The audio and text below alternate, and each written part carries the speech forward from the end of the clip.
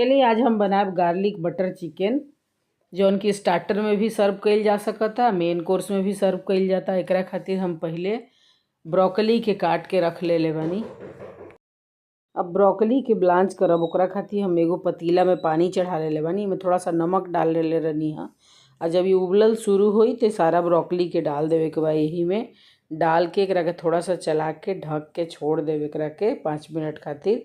तब तक चली देख ले हजा चिकन के नींबू और नमक के साथे हम 5-6 घंटा खातिर मैरिनेट करके पहले रख देले रहनी है।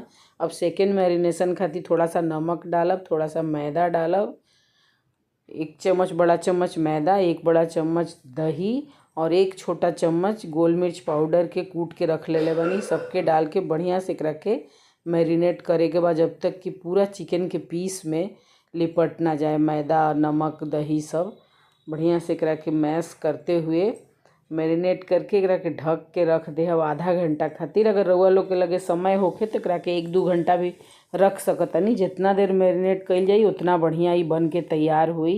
अब चली देख ले जा ब्रोकली एकदम बिल्कुल तैयार हो चुकल बाटे। तो ब्रोकली के निकाल के हम रख ले ताकि एमें पानी ना रहे, पानी रहले फिर थोड़ा सा ये हो जाई, पानी पूरा झड़ जाए।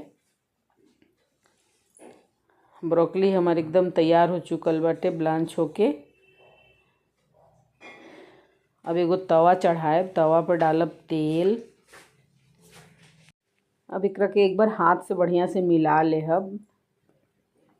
अब मिला के तवा पर एक एक करके सारा चिकन के पीस के डाल देवे के बा। एकरा के हाई फ्लेम पर करे के बा, फ्लेम के कम नहीं करे के। कम कइले का होई कि पानी छोड़ दी चिकन तो फिर जौन मैदा बा वो अलग हो जाई, तो फिर थोड़ा सा टेस्ट चेंज हो सकेला। ए खातिर एकरा के हाई फ्लेम पर फ्राई करे के बा। उलट पलट करते हुए पूरा डाल देव, डाल के थोड़े देर खातिर एक तरफ पके देव। ओकरा बाद एकरा के हम उल्टब। अब एक तरफ से पक चुकल बाटे, अब एक तरफ से उलट लेब। देखी एकदम पीस पर थोड़ा सा स्पॉट पड़ गईल बा, लाल लाल हो गईल बाटे। अब यही तरह से सारा चिकन के उलट लेवे के बा।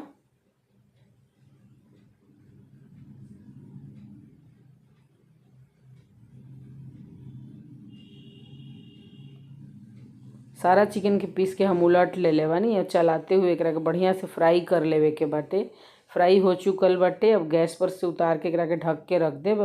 एगो और कढ़ाई चढ़ा ले बानी, एमें बटर डाल देले बानी। बटर के बहुत ज़्यादा गरम पर पिघलावे के नइखे। ओकरा में डाल देव कटल लहसुन, जबकि गार्लिक चिकन है तो थोड़ा सा गार्लिक में ज़्यादा पड़ी, छोटा छोटा काट के रख ले बानी। अब ओके डाल देव एक साथे। बटर जब पिघली इहो पकल शुरू हो जाई, बढ़िया खुशबू आवल शुरू हो गईल बाटे। अब एकरा में डालब थोड़ा सा पेपर पाउडर जौन कूट के रखले रहनी है, डाल देहब। और थोड़ा सा डालब मैदा, 1 बड़ा चम्मच मैदा बा। एकरो के बढ़िया से बटर में फ्राई कर लेहब।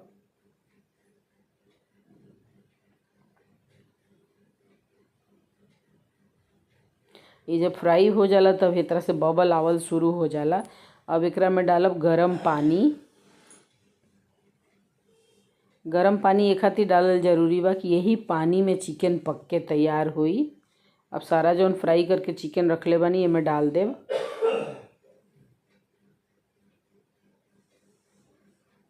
एकरा के चलावत रहे के बाटे, छोड़ला से का होई एमे मैदा बा तो हो सकेला तला में चिपकल शुरू हो जाए तो टेस्ट के थोड़ा सा खराब करी। ए खातिर एकरा के चलावत रहे के बाटे, एकरा के ढक के छोड़े के नइखे।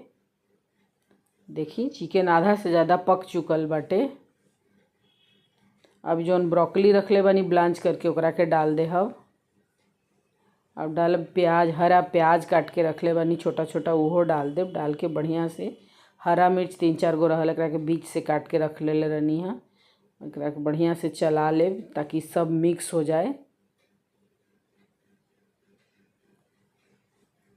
ऊपर से डालब 1 चम्मच घी।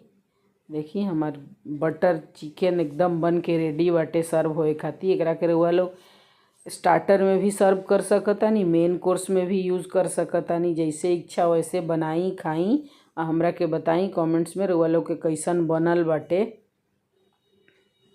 रउआ लोग कहाँ कहाँ से हमार वीडियो देखे नी हमरा के कमेंट्स में बताएब।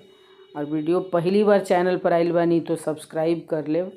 मिलत तनी एगो और वीडियो के साथ। Thank you.